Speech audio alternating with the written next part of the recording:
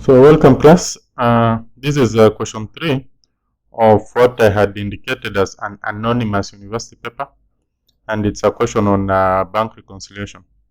I'll go through it very fast. The bank statement for fixed enterprises for the month of January 2022 is as follows.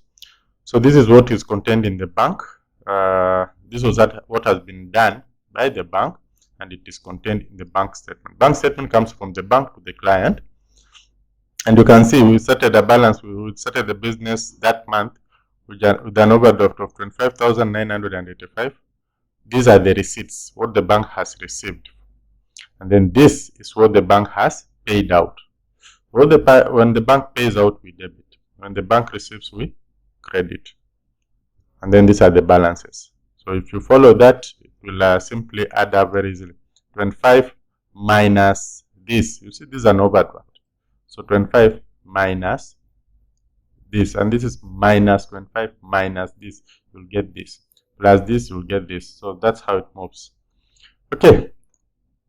Then we have the cash book. This is what is updated by the business itself in the business by the business accountant. And normally what we receive for the business is debited and what we pay is credited. It's the same treatment, though it looks opposite. What you need to remember is that each of these units or institutions maintains their books, not another person's books. So for the bank, it credits because this is a liability. For you, the bank credits the deposits because it's a liability to them. And for you, you will credit, you will debit deposits because it's an increase in asset. So the treatment is kind of different. But what you need to know here is that the debits in the cash book are the credits found on the credit side. What we receive in the cash book is equivalent to what the bank receives, because to the bank it's a liability, to us it's an asset. Remember what we said, an increase in liabilities, you debit. So that's simply an increase in liabilities, you credit. That is simply what the bank is doing. It's crediting the increase in its liabilities when it receives more money from you. And then for you, an increase in asset, you debit. This is what we're doing. So the equivalent of this is this. The equivalent of this, the credit side of the cash book, is on the debit side of the bank statement. Having said that, let's move to an updated cash book. Updated cash book simply captures all the transactions that have been captured in the cash book but have been captured, in the bank statement, but have not been captured in the cash book. The obvious reason is that whoever was maintaining the books of accounts didn't know that the bank had actually captured that particular transaction. So when he receives the bank statement, it's an opportunity for him to check what the bank has debited to their account. Okay, so updated cash book. This is credit, this is debit, normal. And then we start with balance carried down. Balance carried down. This is the balance carried down. When we start a new book, it will appear, because this is on the debit side, it simply means that this is an overdraft. You can see we've spent 50,000. We've received only a handful. This is 16, 20, around 20. So this is an excess expenditure. So we'll come here and say that 1st January balance brought down. How much is that? 28,475. Like that. And then we check on all transactions that have been captured by the bank that have not been captured in our cash book. That's how we update the cash book. Check transactions that have been captured in the bank statement that haven't been captured in the cash book. And I told you that the debit side of the cash book is equivalent to the credit side of the bank statement. So this was captured in the bank statement. Has it been captured in the cash book? Yes, no problem. This has been captured in the bank statement. Has it been captured in the cash book? Yes, no problem. This has been captured in the bank statement. Has it been captured in the cash book? No, it has not been captured. So it means this is one of the errors possibly, or omissions that need to be captured. So this is Turu Traders Credit. What this simply means is that Turu might have directly deposited this money to the bank without the knowledge of the accountant in the business. So we simply come here and say this is the date of 31st January. We say direct deposit. Direct deposit by who? Turu. How much is the amount? 1710. You see, we had this amount had been captured in the bank statement, but had not been captured in the cash book. So we simply include it in the cash book. And in the cash book, here we're talking this is credit, so it means we are receiving this money. So we have received in the bank, but we have not received it in the cash book. So we debit. Is there any other transaction? Nothing that is missing. So let's go again back here and start. On balance carried down, have we captured it? Yes, we have captured it. Sorry, this one is supposed actually to be this way. So that one, what we said this is for bank. So leave it alone. We have already picked ours. Okay. So M debit, that's 660. What does this mean? That the bank paid M debit, that's 660. Have we captured that transaction in the cash book? Yeah, we've captured it. So no problem there. Nick was paid 62.40. Have we captured it in the cash book? Yes, we have captured it. Then standing order. BKS was paid 14.70 by standing order. Have we captured it in the cash book? No. So we simply come here and say that 1st January, BKS standing order. How much? 14.70. Now we've captured it in the cash book. Bank charges captured in the bank statement. Have we captured it in the cash book? No. So we simply come here and say that 1st Jan, bank charges. How much? 840. So we look at this and then we ask ourselves if we captured here. It's that simple. So then get the total. We don't have anything remaining. Just check the bank statement and compare to the cash book. Whatever is missing in the cash book, include it. So that at the end of the day, you have everything that is in the bank statement on the cash book. So let's get the total. This total, if I'm not wrong, is 3785. So 3785. 3785, and it will be used as a balancing figure. Then you come here and say that 1st January balance carried down is the difference between 3785 minus 1710. What do we get? 29,075.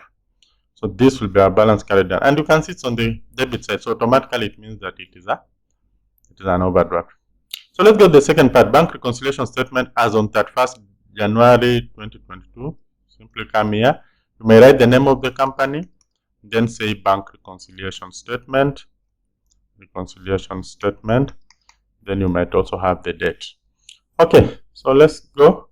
Bank reconciliation statement, what we have? It's always good to have 2 columns. And you can even have 3, depends with your work. And of course, this side you have particulars. But you may choose not to do also these things. So we always start with the balance as per updated cash book. Balance as per updated cash book. So what is the balance as per updated cash book? 29,075. And this is an overdraft. So make sure you capture it as an overdraft. You can see it's on the debit side. So capture it as an overdraft. Sorry for that. This thing is running. It doesn't want to. We'll just write it afresh. 29,075. It's an overdraft, so like that. And then now, what you're going to do when you're updating the bank, when you come up with the bank reconciliation, we now look at the cash book that we have before us, and we compare it with the bank statement. So the first question is, I told you that this side, the debit side is equivalent to the credit side. So 7320. We received this amount and debited to our account. Was the same amount credited to our bank account as our money? Yes, it was. 99.90? Yes, it was. 4,800? Was it credited? No.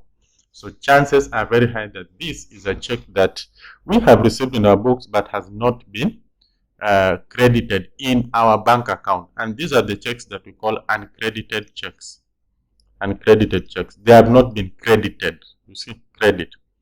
So we simply, because we are trying to reconcile, we add them back and see if the balance will agree.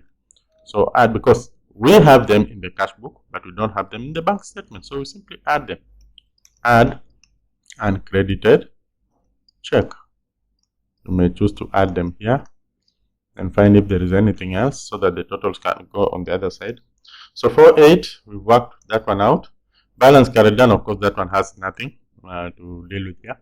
Then we look on the credit side of the cash book and compare to the debit side of the bank statement. Balance brought down, that one we've already captured. That 660, do we have it? Yes, we have it. For 6240, yes, we have it. 14700, do we have it here? No, we don't have. This is standing order. So 14700. What does this mean? That we paid this Rao man our check, but Rao has not presented this check to the bank for payment. So we call it unpresented check. Rao has not produced that check in the bank for payment. We call them unpresented checks. So we simply come here and say, because if he had presented, we'll have reduced this figure.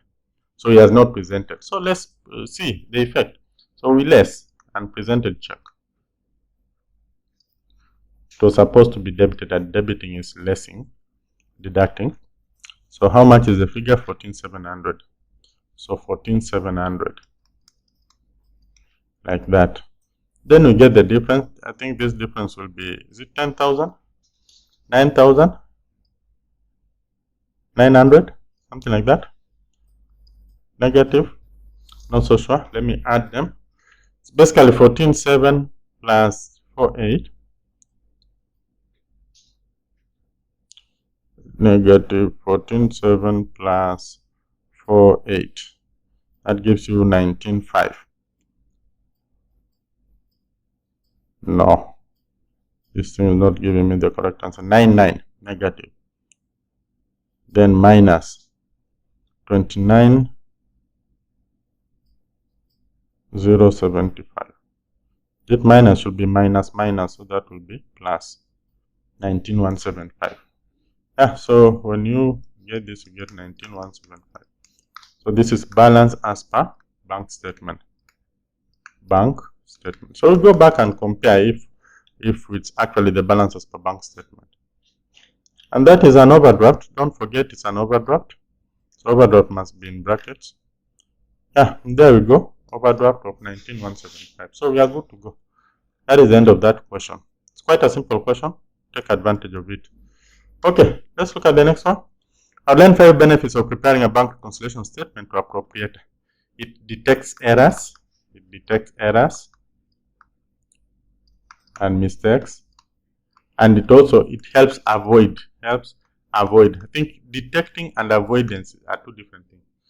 Whoever will be doing the job will be very keen because he knows that the job will be checked by another person to avoid mistakes and improve on accuracy. So it also helps in the flow of work from one month to the other, from one month to the other. Then it becomes the main source of records. It is the main source of records, the main source of reference. Especially where we have incomplete, where the business has incomplete records. Records.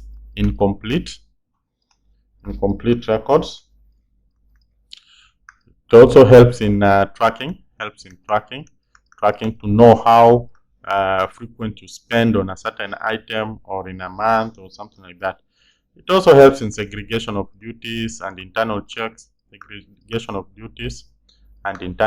Internal checks is where work of one person is checked by the other, which of course has an importance of trying to reduce chances of collusion in the business, which can affect the business negatively. So we can simply say that it helps detect frauds. There's a difference between fraud and error. Error you make unknowingly. Fraud you make them knowingly. So the banks can always help detect fraud, especially when they start following up on your transaction. So these are just some of the advantages. Let's go to the next part. Justify the preparation of journal book as the first book in recording transactions in a business. Now, these journal books enable the opening entries to be made. Without them, we will not have the opening entries. Like when you start a new year, it is the journal books that will capture that, the figures, and also the closing entries. And also, anytime we talk of correction of errors, the journal entries will come into play, correction of errors. And we also have other transactions that cannot be captured in any other book of account. So journal entries help to capture transactions that will otherwise not be captured anywhere else because of their nature. So that will be captured by the journal entries.